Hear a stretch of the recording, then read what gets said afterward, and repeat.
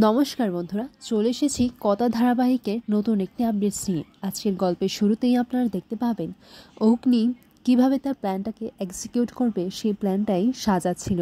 আর এরপর বারবার যে বুলিকেই অগ্নির কথা মনে হচ্ছে সেই মুহূর্তগুলোই অগ্নি বারবার ভাবতে লাগে।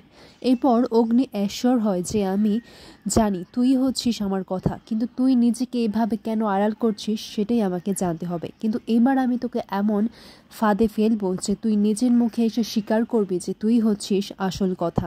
এরপর অগ্নি যখন নিজের প্ল্যানটা বানিয়ে ফেলে তখন সে কাউকে একটা ফোন করে বলে যে আচ্ছা শোন, আমি কিন্তু তোকে একটা প্ল্যান বলছি, সেটা কিন্তু একেবারে অরিজিনাল লাগতে হবে, যেন কেউ দেখে না বোঝে যে এটা নাটক হচ্ছে।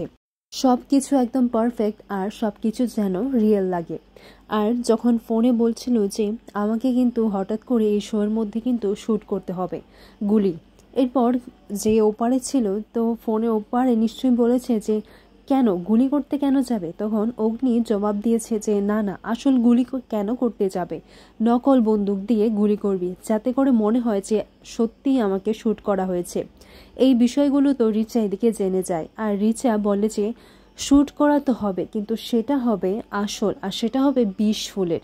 এরপর রিচা তার বাবার সাথে গিয়ে কথা বলে, তখন রিচা বাবার সাথে গিয়ে যখন কথা বলে তখন বলে যে তুমি কিন্তু একটু সাবধানে থেকো, আর যে মেয়েটার নাম বলি বুলি, সেই বুলি তোমাকে অনেক জ্বালাচ্ছে তাই না। তখন রিচা বলে যে তুমি কি করে জানলে। তখন তার বাবা বলে যে আমি সব কিছুই কিন্তু নজর রাখি, আমি দূরে আছি তা কি হয়েছে, কিন্তু লোকজনরা কিন্তু নজর ঠিকই রাখছে। এইদিকে কথা সেই ভ্যাকসিনটা বানানোর জন্য যে একটা উপকরণ বিষ কাটার জন্য 20 ফুলের সেই টনিকটাই বানানোর চেষ্টা করবে। এদিকে কথা বলে যে আমার কথা হারবালে তো এই জিনিসগুলো থাকা দরকার, আর সেই জিনিসগুলো যদি পেয়ে যায় তাহলে একটা চেষ্টা করে তো আমি দেখতেই পারি। এরপর কথা সেই 20 ফুলের টনিক বানানোর জন্য তার কথা হারবালে চলে যায়, তাও আবার একটা নকল চাবি নিয়ে। এরপর দরজা খুলে সেই জিনিসপত্রগুলো নিয়ে নেয়, তারপর এক এক করে উপাদানগুলো মেশাতে থাকে। এরই মধ্যে দেখা যায় যে অন্যদিকে এভিও ভাবতে লাগে যে কালকে তো কথা শো, আর কথা শোর মধ্যে যদি কথা হারবাল থেকে কিছু জিনিসপত্র নিয়ে যায় আমার তো এমনিতেও লাগবে কিছু জিনিসপত্র। এরপর অগ্নিও সেই চাবিটা বের করে, তারপর যখন দরজার দিকে আসে তখন এসেই দেখে যে ওমা এই কি, দরজা খোলা কিন্তু চাবি তো আমার কাছে রয়েছে, তাহলে এই দরজাটা কেই বা খুললো, আর এইটা বা কে কে ওখানে। এরপর এভি চুপি চুপি করে সেই দিকে এগোয় আর ভাবে যে নিশ্চয় এটা চোর, আবার চুরি করা হচ্ছে। এরপর এভি তাকে জড়িয়ে ধরে, তাকে এক রাউন্ড ঘুরিয়ে ফেলে, আর কথার হাতে যা যা ছিল মানে সেই উপকরণগুলো যে মিশ্রণ হয়েছিল একেবারে লাল আবিরের মতো হয়ে গেছিল, আর সেটা পুরো এরিয়াতে ছড়িয়ে পড়ে। এরপর এভি তো বুলিকে দেখে অবাক হয়ে যায়, বলে যে তুমি এখানে। কিন্তু এভি তো জানে যে এটা কথা, তার সন্দেহই হয়েছে, কিন্তু এভি এক্ষুনি বুলিকে কিছু বলে না, পরে যদি আবার সন্দেহ করে।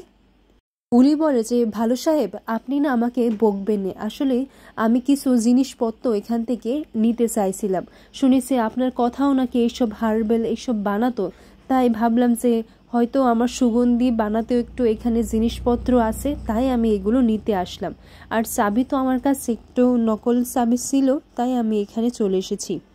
এরপর এইদিকে অগ্নি বলে যে আমি খুব ভালো করে জানি কথা, তুই আর কত মিথ্যে বলবি, আর তুই কতটাই বা নিজেকে আড়াল করবি, কিন্তু আর বেশি সময় নেই, কালকে তুই নিজের মুখে আমাকে বলবি যে তুই হচ্ছিস কথা।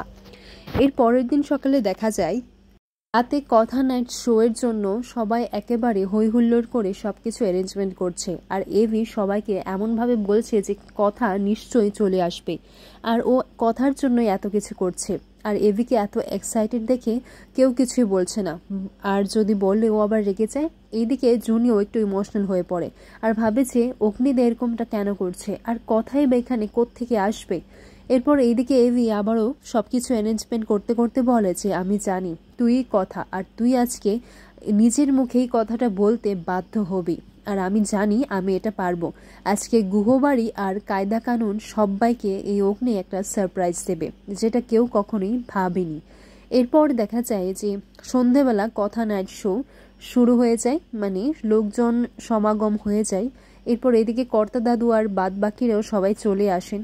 এরপর এভি এসে বলে যে তোমরা কিন্তু এখানে বসো, ঠিক আছে, আর সবাইকে কিন্তু আঁকি তুই দেখে রাখ, আর তুই কিন্তু একটু চেষ্টা কর, আর যা যা বলেছি কলেজের স্ক্রিপ্ট, কলেজের গানগুলো যা যা আছে সমস্ত কিন্তু তোকেই অ্যারেঞ্জমেন্ট করতে হবে, ঠিক আছে, আর প্রত্যেকটা শো যেন একের পর এক কোনটা কোনটা আছে সেই সব যেন মনে করে ঠিক করে কিন্তু তোরা প্রেজেন্ট করিস।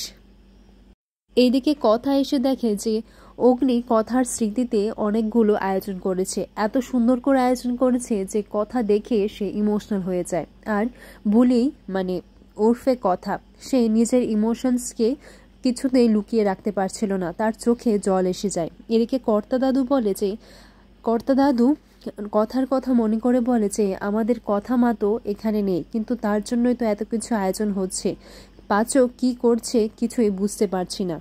এদিকে রিচা বলে যে এই এভি কথার জন্য এত কিছু করছে, যে মরে গেছে তার জন্য আবার এত কিছু। এরপর এইদিকে এভি বলে যে আমি জানি কথা এখানেই আছে, আর কথা আমাদের আশেপাশেই আছে। তো দাদু যখন কথার কথা রিপোর্টারদেরকে জানায় যে আসলে যার জন্য এই অনুষ্ঠান এত আয়োজন জাঁকজমক হয়েছে সেই তো আমাদের মাঝে নেই, আসলে কথা কলি গুহ আমার প্রিয় বড় নাত বউ ছিল, তারই স্মৃতিতে এত কিছু আয়োজন করা হয়েছে, এর থেকে বেশি আমি আর কিছু বলতে পারবো না। এরপর এই কথাগুলো শুনে কথার চোখে জল এসে যায়, আর অগ্নি বুলিকে গিয়ে বলে যে কি হলো বুলি, তোমার চোখে জল কেন? মনে তো হচ্ছে যে এরা সবার তোমার খুব আপনজন। তখন বুলি বলে মানে ওরফে কথা বলে যে না না, কই কোথায়, আমার চোখে কি যেন একটা চলে গেছে, দেখ তো রানী। এরপর এইদিকে জুনিও একটু ইমোশনাল হয়ে পড়ে। এরপর ঋতু বলে আচ্ছা আমার কি ভালো লাগছে বলতো, কিন্তু এভি তো বারবার বলছে যে কথা তো আমাদের আশেপাশেই আছে, আর সত্যি রে এভি যে এরকমটা করছে তাতে কিন্তু সত্যিই মনে হচ্ছে যে কথা আমাদের আশেপাশেই রয়েছে, আর তুই কিন্তু নিজের মনকে একটু শক্ত রাখ, তুই এভির সামনে এইভাবে থাকিস না। এরপর অগ্নি সবার সামনে বলে যে কথার স্মৃতিতে এই শোটা আজকে রাখা হয়েছে, আর কথার আমার জীবন কাহিনী আজকে সবার সামনে তুলে ধরব। এরপর অগ্নি কথার বড় একটা ছবি সেটার থেকে পর্দা সরায়, বলে যে এবারই শুরু হবে আমার আর কথার জীবন কাহিনী। এইদিকে ছোটকা আর বাকিরা বলে যে কিন্তু কথা কোথা থেকে আসবে, আর ব্রো এটাই বা কেন করছে, আর কেনই বা করছে। এরপর তারা সবাই বলে যে আমরা কিচ্ছু জানি না, এভির মনে কি রয়েছে আর ও কী করতে চাইছে সেটা কিন্তু আমরা কেউ জানি না, কিন্তু এখনও যা করছে সেটাতেই আমাদের মত দিতে হবে, নইলে ও আবার মাথা গরম করে ফেলবে। এদিকে রিচা বলে যে ইস, যে মেয়েটা মরে গেছে কথা সে আবার কোত্থেকে আসবে, যত সব আধিক্যতা।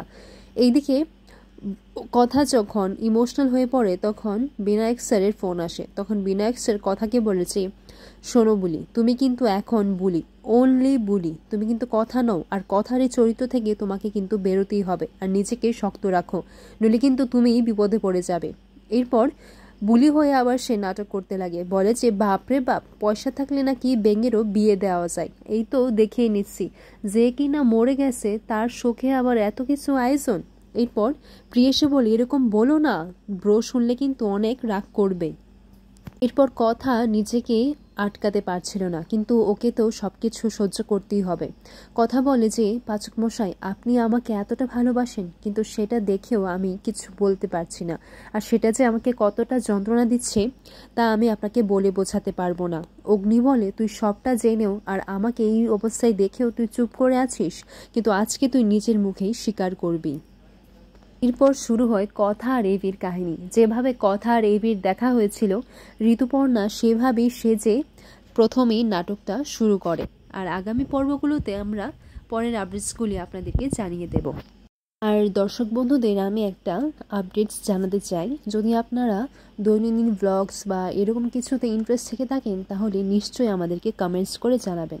আমরা যদিও প্ল্যান করিনি, কিন্তু হ্যাঁ অবশ্যই চেষ্টা করব আর ভেবেও দেখব যে যদি আরও নতুন একটা ব্লগের চ্যানেল নিয়ে আসা হয়, তাতে কিন্তু আপনাদের সাপোর্টের দরকার, আর আপনারা নিশ্চয়ই কমেন্টস করে জানাবেন। ধন্যবাদ।